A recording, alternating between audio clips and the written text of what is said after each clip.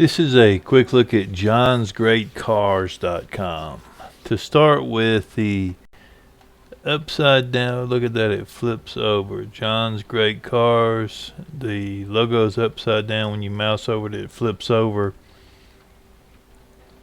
I'm not sure what I think about that.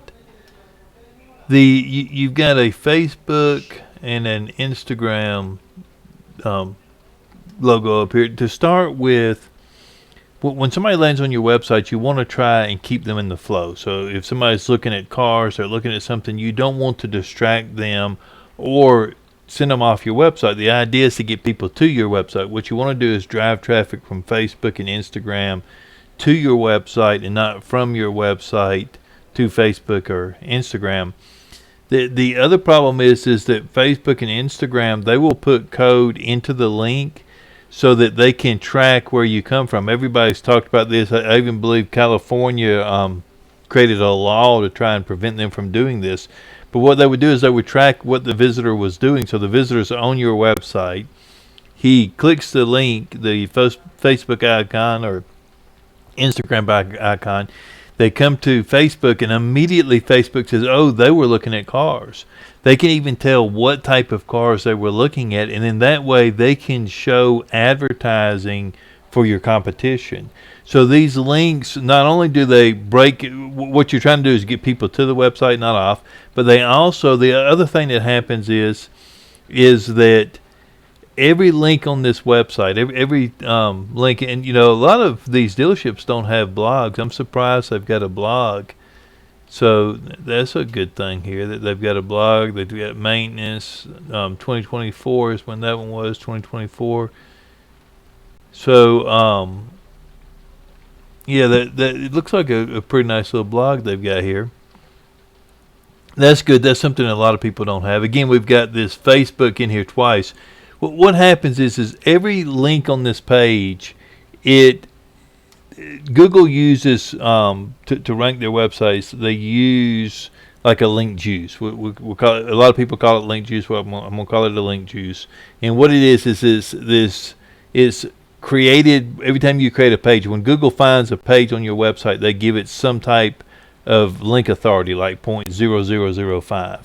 And then every page that page links to, that link authority is divided by those outgoing links. So the number of outgoing links divided by the number of the authority of that page. So the more incoming links coming to this page, whether it's from the website itself or from an outside website, all this stuff helps with the link authority or the page rank authority, and this helps with your ranking. And then that page rank is divided by all the outgoing pages on the website. So every one of these, that's, and the other thing is you've got all these links that kind of can overwhelm the web visitor as well. So that's not a good thing. You want to try and keep it as simple as you can and not overwhelm the visitor. But when you come through here, you've got your sedans, you've got the Johns. They got a cool looking little building, don't they? Got John's stuff here. We come through here. This is created by Dealer Own. So I don't think Dealer Owned. I don't think their websites are mobile friendly. Well, yeah, it looks like it's mobile friendly. It's got the stuff here, so it does shrink down when you come into mobile. I've heard a lot of bad stuff about Dealer Owned, so I was. Then you've got your service. You've got your. So you've got links. A lot of the links are duplicated. You've got your service link here, and you've got a service link here. If we click on service, we can't really do much. Okay, here we can vehicle you need service. So we can schedule a service here. It took me 2 links. I wonder why it took. If I click service and service schedule. So if you click service schedule, it comes straight into here. We've got, let's see here, search inventory. So we've got the inventory here. So a lot of information here. The more choices you give someone, the less likely they are to do something. One, you've got 99 vehicles, which is a lot of vehicles, but to break it down, all these, I mean, we've got the year, we can break it down by make and model. It just seems like a lot of ways to break down the cars, when what you could do is limit the information that you're being shown here, because what you also want is you want them to stay on the website and click. So the more scrolling I have to do to get to the next cars, the less likely I'm going to stay on the website, and the less likely I am to click. So it would be better if you didn't have so much information here, so many choices, because people get overwhelmed. They're easily overwhelmed with choices and stuff. The also on the home page, when we're on the home page, if we look at the title on the home page, you've got pre-owned dealership. You know, it would be better if you had used cars or pre-owned cars. Pre-owned dealerships kind of sounds like you're trying to sell a dealership. This is a pre-owned dealership. Then you've got your description: John's Great Cars of Reading, PA, serving. You know, again, for me up here, I would have used cars, and then have the state, the city and state. John's at the end. That's good. I would keep that at the end. And then here, I might say something like fine quality used cars. I would be trying to stick around used cars, or I mean, pre-owned is probably okay, but I believe more people search for used cars than pre-owned cars. So I would probably go with pre-owned. We've got Bootstrap. I would. Bootstrap is, you know, these dealership websites. They'll charge a bunch of money per month for these dealership websites, and then use something like Bootstrap. I mean, does this thing use WordPress? I mean, Bootstrap is made for amateurs. It's made for it's using WordPress. WordPress is the most hacked system in the world. It's bloated. It's slow. It's just it's a terrible platform. When it first came out, it was a really cool platform, but that's been years ago. I mean, it's an outdated platform. It's just a bad platform to use, and then you're using Bootstrap on top of it. This is Google's tool here. This is Google's PageSpeed tool, and the other thing about Bootstrap is it's the most hacked platform in the world. There's no platform in the world I think like 80% of all hacks WordPress accounts for. And it's not because everybody uses them, it's because it's not designed right. So anybody can create a plugin, and the plugins aren't updated 3 or 4 times a month, then you get hacked. So I mean, that's the reason they're the most hacked. But WordPress and Bootstrap are both made for amateurs, or made by amateurs. It's made for people who don't know how to build websites. And then you've got Core Web Vitals. Core Web Vitals, this is Google's tool here. And what Google did was they said, hey, listen, if the first content pane isn't in under a second, that's a problem, because one, it slows their spider down. So their spider's not able to spider that many pages. The spider has a limit on it. So it hits the website, and there's a time that it's allowed to stay there. So they said, hey, listen, the page has to have that first content pane in under a second. If it doesn't have the first content pane in under a second, then we feel like the website has problems, and we don't want to do anything to slow it down. So what we do is we abandon the crawl. So you've got all these pages on the website, but Google can't find all these pages because they abandon the crawl, or they eventually will. And if you have links coming from somewhere else, they can find them. But a new page, it takes Google longer to find, because they're going to abandon the crawl, because it's just going to take too long for that first content pane. It has to be in under a second. The other thing is the largest content pane has to be under 2.5 seconds. Google did a study, and they found out, they said, hey, listen, if a website takes 3 seconds to load, and this is when they were looking at their network, they were trying to find out, people were complaining, hey, listen, we're paying for money and we're not making any sales. So Google starts studying their ad network, looking at where the traffic's going and what's happening on real websites. And what they've discovered was, if a website takes 3 seconds to load, 53%, more than half the people are going to leave the website if it takes longer than 3 seconds to load. This one takes 9 seconds to load. So chances are this website is not doing a whole lot of converting of anything because of that delay right there. And people will say, oh, but that doesn't matter for the dealerships. Well, Coons Automotive sells cars. That's what they do. They have a dealership website, and they took their website, from, I don't remember the exact time it was loading in, but they got it down to 2.6 seconds, and they saw a 1,400% increase in conversions. And then you've got Dealer Inspire. They did a study, and they found that for every 2-second improvement, a website would see 40% more conversions. And then you've also got CDK, who looked at the vehicle detail page, and what they discovered was if you improved the vehicle detail page by 1 second, you would see a 20% increase in conversions. So everybody has been looking at this stuff. Walmart said that for every second improvement, they got a 2% increase in conversions. Cook said that they got a 7% increase in conversions for every 850 millisecond improvement. And Amazon said that for every 100 millisecond improvement in page load times, they got a 1% increase in conversions. So when you look at this, you can, this is costing this dealership some serious money. Like I said, Coons Automotive said that they've got a 1,400% increase in conversions. They said that they were spending money on ads, and they were thinking YouTube sends us crappy traffic, Facebook sends us crappy traffic, the paid ads on Google is crappy traffic. And then they started, they improved, the only thing they did was improve the load times down to 2.6 seconds. That's not even where it's supposed to be. Google gives you a penalty unless it's under 2.5. So you've got a Google ranking penalty unless you get below 2.5. And despite that, when they got just to 2.6, they saw a 1,400% increase in traffic. And a lot of people will say, there's no way, it's impossible. Let's pull this up real quick. This is a website I'm setting up for a dealership right here. If we take this website right here, and I'm going to drop it in here, and then I'm going to open up all three of these. We'll open up all three of them right here. And I'm going to drop this here, here, and here. Then I'm going to go back and talk about this website some more. So this website's losing at least 100% of its traffic. It would see at least 100% improvement in conversions if it was to get this down to the 2.5 it's supposed to be at.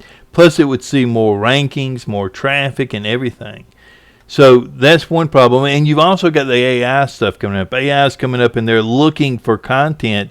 But you've got to meet criteria for the AI to come into the website. And when you have a content pane of 9 seconds, they're not going to get spited by the AI. If they do, it's going to be a rare thing.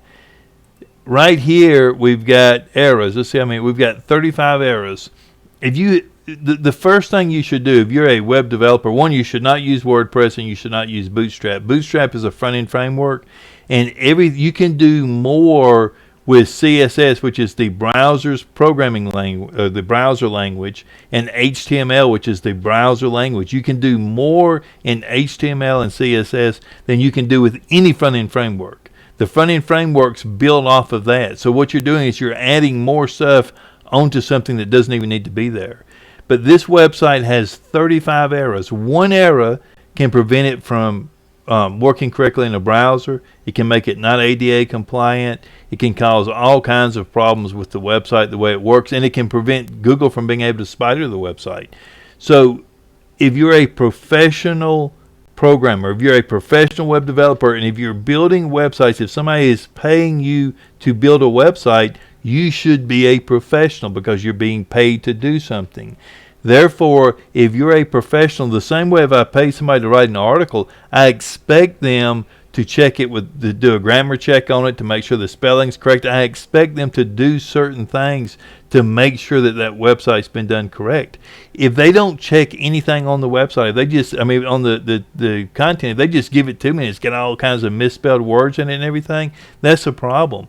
The same way you would expect somebody to check the article, you would expect them to check for errors. If you forgot to close a tag, if you did something wrong, you should fix those errors. And when you've got 35 errors and 10 warnings and 20 info messages, which are more warnings, that's a problem. That you should fix those problems before you show the website to the customer. If you come in here, each error you can get fined $50,000 for. So that's 2 errors here. That's $50,000, and then here's another 5. So you're talking about what, $250,000 you could get fined for not being ADA compliant. I mean, what are these errors for? We've got an empty button. I mean, why? That's why you should check your code. You see, if you check your code, you wouldn't have an empty button. That empty button, that bad code, could cost you $50,000. You got 2 of them. Plus, you can get sued, so the government can fine you, and then you get sued on top of that. If ever the manufacturers decide, hey, listen, we're going to sell directly to the consumer, but we need to get rid of all these dealerships, what they can do is just go to the government and say, hey, listen, do you mind checking these dealerships and fining them, or just pay somebody to go around and sue them? People show up, they sue you for $300,000, and then in addition to that, the government gets involved because of the lawsuit. Now they can turn around and fine you. Each one of these is $50,000. That's $100,000. Another 100. That's 2, 3, $350,000. The government can fine you in addition to the lawsuit. And then you've got all these alerts here. These are all problems. None of this is correct. Now, what I was saying, but and this is just looking at the homepage. I really didn't get into the other pages and the other content, but I mean, we could get into this stuff. I mean, we can at least look at the load times on it and see what kind of load times we've got. But now, a lot of people are going to say, "Oh, it's impossible. There's no way to get that down below that." And if you look, this website's got the cars on it and everything. If we look right here, it's 100% across the board, and it's 0.8 milliseconds, and this website's not finished. It's still being worked on. When we finish, this will be under 1.6. It will be closer. It'll be under a second. I mean, we should be able to get it to about 0.9. It's at 1.6 now. It is within all the criteria. That's why this one's green, and this over here is red, where that one's loading. That's doing the test on the other stuff. And then if you look, there's no errors, because what we did was when we built the website, we went back and we looked to make sure there was no errors. If there was an error or a problem, we fixed it. Then we checked to make sure it was ADA compliant, because we know if it's not ADA compliant, our client will get sued. So it's very important that web developers design the websites correctly, and it's very important that the dealerships understand what a website looks like when it's designed correctly. Look at this. That one's 12 seconds for the list page.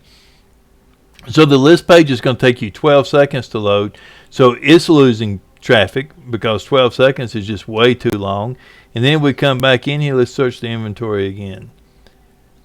Let's click on one of these cars here.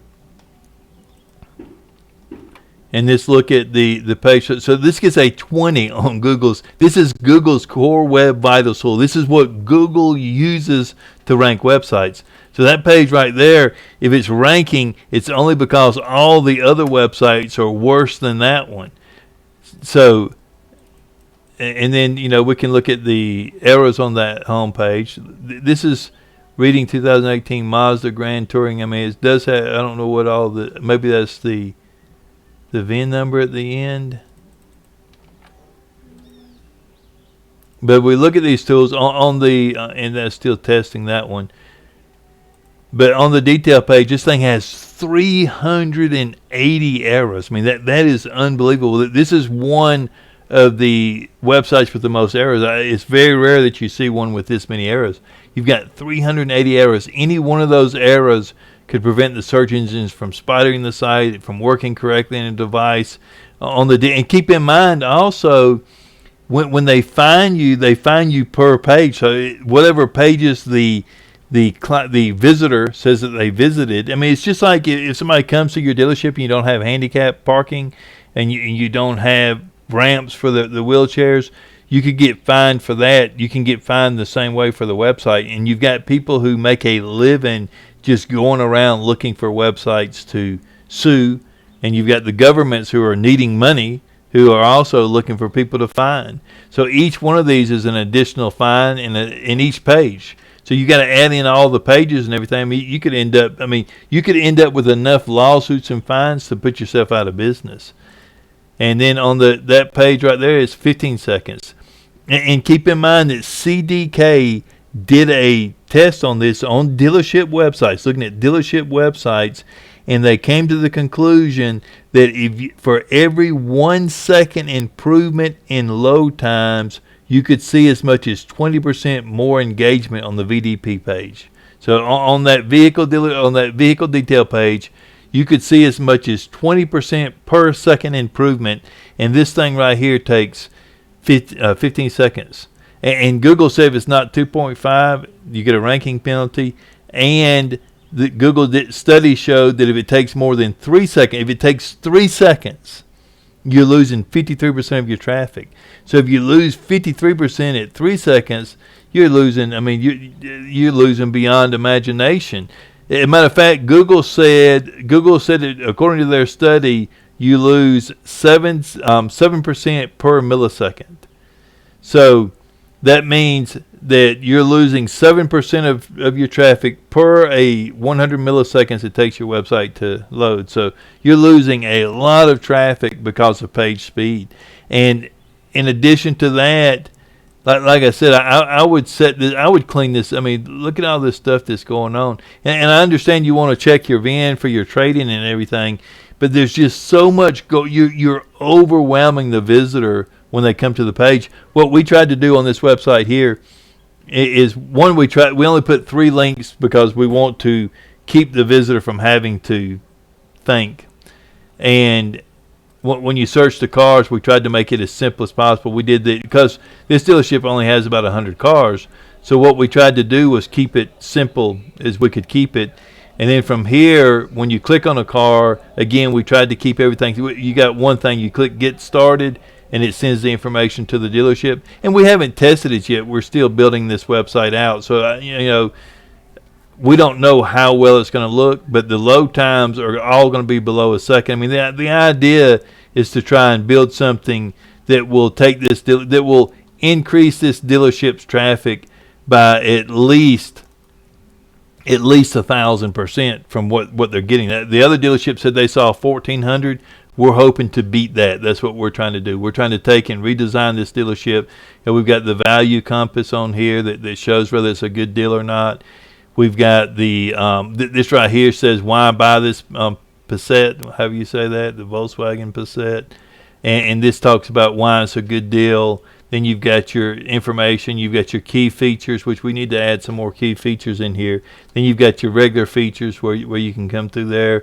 And then it's also got the reviews. So you've got the owner reviews that's pulled into here. And, you can do the calculation here. And let's compare something else too. Let's look at, okay, so this is where you're going to end. You've got license plate or make or model. Enter make or model. And start model. The way we set this one up was we came through here and we let's go back here. Let's go back to here it is. Here's seller trade. You can do make or model. You can do by the license plate, or you can do by the VIN number. So if you said when you want to do it by make or model, you would pick out the vehicle. You'd pick out the trim. We'll say the King Ranch. We'll say the V8 engine, and each one of these pop. Well, if I click on it, so and then you got, we'll say 4-wheel drive, and then you come through here and you can enter the mileage, and then the next thing if we enter something in here, as you come to here, the number of keys, is it loan, lease, or own it outright, and then you can this right here says what kind of damage it was. Do you have the title? Do you have that? Has it been in an accident? So basically it's just collecting the information you need to do the review, but then also you can drag and drop images in here. And if you want to skip that, you can skip it, and then you just enter your information. So that was the way we set it up. I looked at several websites, and that was the best way I felt like to set it up. But anyway, that's a look at the homepage. I really didn't get into a lot of stuff that much. Do you have parts? Because, if you're doing service, it seems like you could sell parts on here, because the more content you have on the website, the better it's going to rank. So, and no dealership sell parts on their website. People will say, well, we don't want to compete on price. Well, you don't have to compete on price. You can.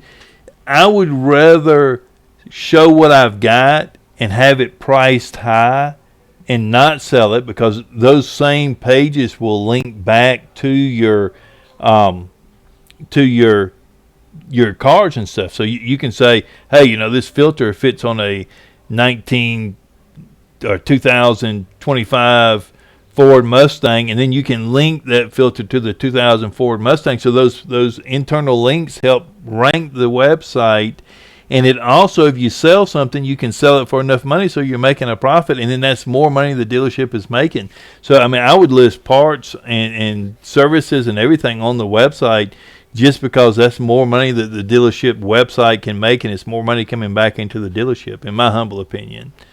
I could be wrong, and you're more than welcome to point out why I'm wrong or why I'm thinking wrong. These links are bad because the link to the dealership is an off-topic link. The link to the to Facebook, YouTube, all these are off-topic links, and all of them are bleeding link juice. All of them are hurting your rankings. Every one of these links are hurting your rankings. They do nothing for you. It's only for dealer owned, and dealer owned takes 2 links. I mean, you're bleeding twice the page rank here because they link to themselves twice, causing twice the harm to the website. That's just crazy. I mean, the only way you could justify doing a link in the footer, if you look, this website doesn't have a link in the footer. I just think it is so wrong to link to the I mean, if you want to put if you want to put your logo down there, because that's what they say. They say, well, people brand cars, so therefore we should be able to brand our website. Okay, they put a logo on the car, but they don't put a link to their website on the car. I mean, there's no. I mean, the logo is bad enough, but okay, if you want to put your logo down there, that's fine. Put your logo down there. But the second you add the link, now you're going beyond branding. Now you're going into harming the dealership's website for your own benefit. I mean, that's crazy to me. I think that's going beyond where you should go. But anyway, if you want me to go into the website further, I can go into more. I can look at more. This is just kind of a rough overview just to give you an idea of some of the things you should be looking at and some of the things you should be paying attention to on the website. But I hope you have a good day. Hope it helps you out. And thanks, and take care.